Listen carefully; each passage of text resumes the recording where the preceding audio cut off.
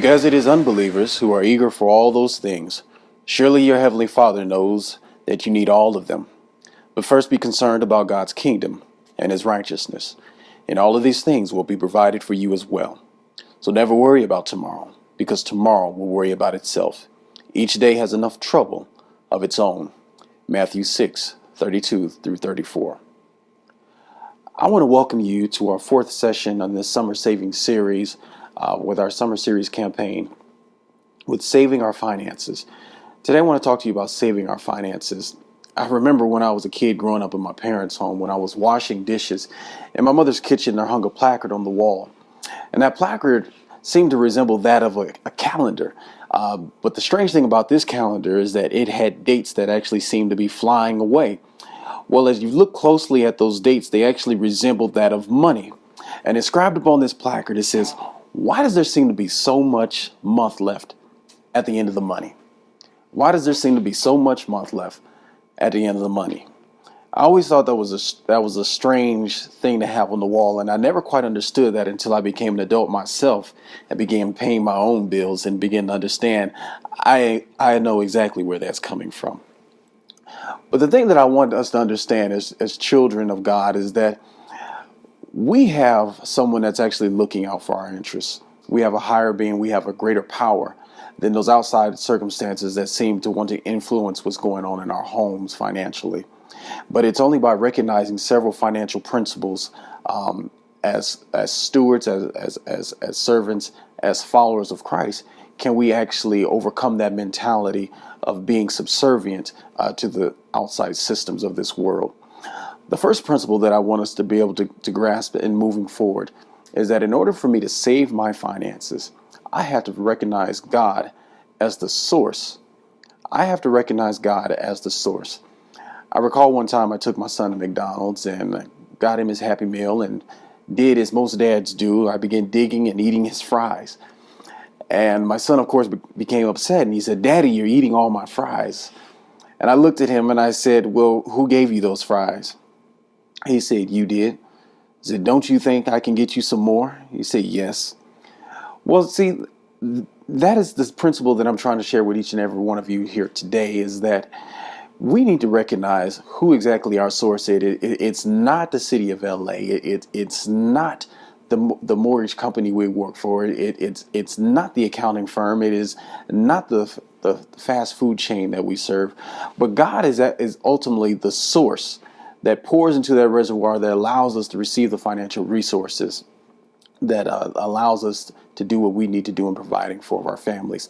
When we grasp that concept, when we understand that God is the ultimate resource, who is the one that allows us to have money, to make money, understanding that when we recognize that he is the source, that tells us that he is the owner.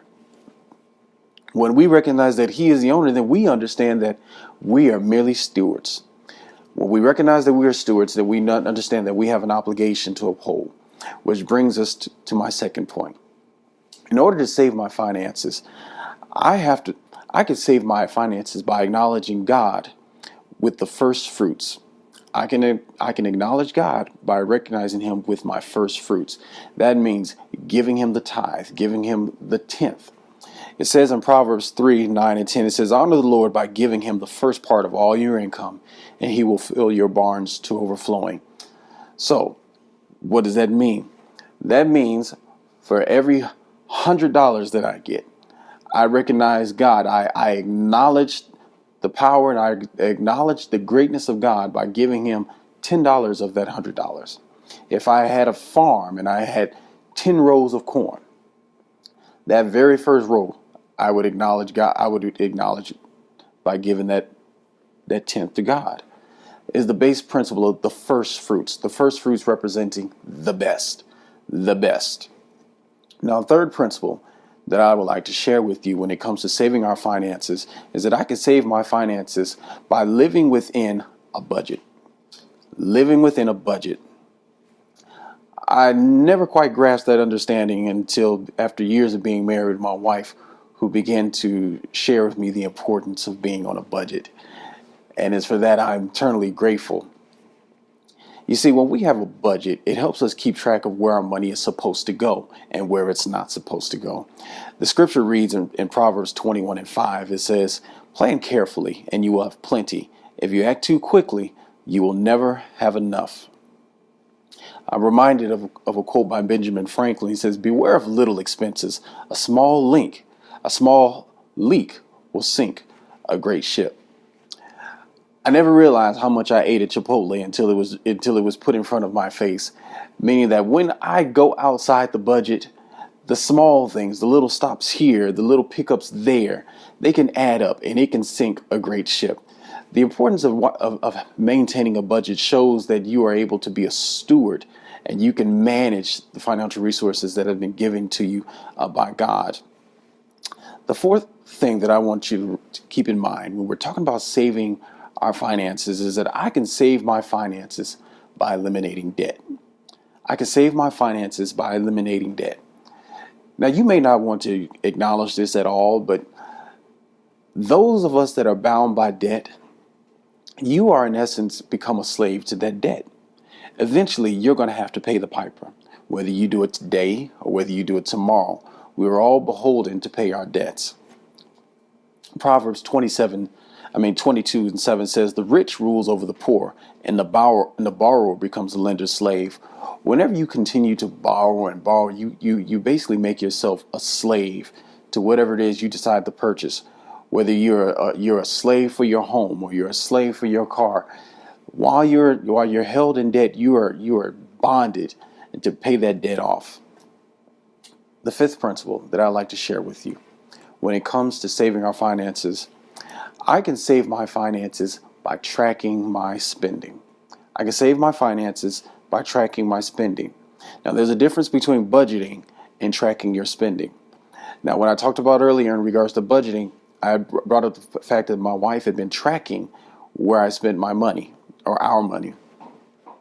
Well, keeping track of where you spend your money helps you keep in mind where you're losing your money. As I mentioned the quote earlier by Benjamin Franklin, a small leak can sink a great vessel. And if you don't know where exactly you're spending your money or where your money is going at the end of the day, then you're setting yourself up for failure. I heard a quote that once says, and let me get this right. It says, "If my income does not match my outgo, then my upkeep will be my downfall." Let me let that sink in for a little bit. We have to track our spending, people. In order to save our finances, to save our financial resources, to be a great steward over the things that God has blessed us with, we have to know where that money is going. There will come a day where you won't always have.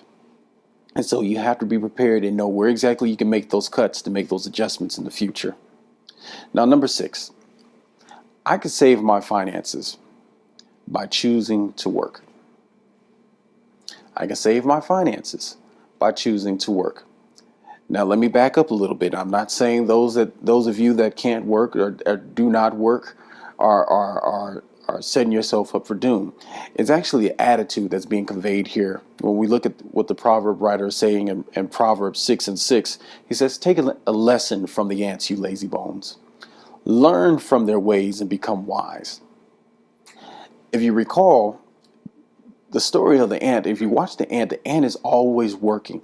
He's always looking and saving for the future. I remember a cartoon growing up, watching Saturday morning cartoons, and there was a cartoon of a grasshopper, and there was an ant. And the grasshopper was running around. He was playing his little fiddle and singing and dancing and tapping and all that stuff, not giving a care about what was going on in the world around him. Meanwhile, that ant was busy hoarding and storing food, preparing for the winter, because he knew that winter was coming.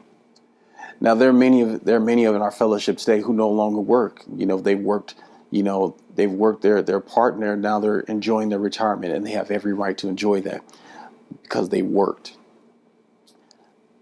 It is our responsibility. It is our obligation as children, as wise stewards, to have an attitude of wanting to work for everything that we get, and ultimately, hopefully, in the end, we will have the privilege of having a retirement, having a savings set up in the future where we can enjoy our savings. 2 Thessalonians 3:10 says, while we were with you, we gave you this order. If anyone doesn't want to work, he shouldn't eat. Again, it's the attitude of wanting to work, being available to work. Now, the last principle I want to share with you, and I want to leave you with this. In order to save my finances, I must learn. Are you ready? Hold on now. In order to save my finances, come a little bit closer. I must learn to be content. You heard it. In order to save my finances, I must learn to be content. How many of us go out of our way to buy things we can't afford, to wear clothes we can't fit, to drive cars we don't like in order to impress people that we don't like? The scriptures teach us in Philippians 4:12, it says, I know what it's like to be in need, and I know what it's like to have plenty. I've learned the secret of being content in any and every situation, whether well-fed or hungry, whether living in plenty or in want. Brothers and sisters, we have to learn how to be content. It's not something that you get overnight, but it's something that happens gradually. Now, I'm not saying that it's not good to be ambitious and have desires and dreams of better things for your family, but not at the expense of your family, not at the expense of your health, not at the expense of your job. You know, there's a reason why you're in the circumstance or the situation you're in right now. It may be for your own preservation. If you recall, Jonah actually found salvation in the belly of a whale. You may not necessarily like the job that you're in or even care for the home that you're in, but there's a reason that you're there. And while you're there, I would encourage you to learn to be content in that circumstance until it changes. I hope that the study series that we've covered here this evening is a blessing to your life, and that you have a fruitful discussion with your friends and family that are gathered with you this evening. I thank you for taking the time to meet with us, and I look forward to seeing you in our next study series, The Seed of Summer Savings.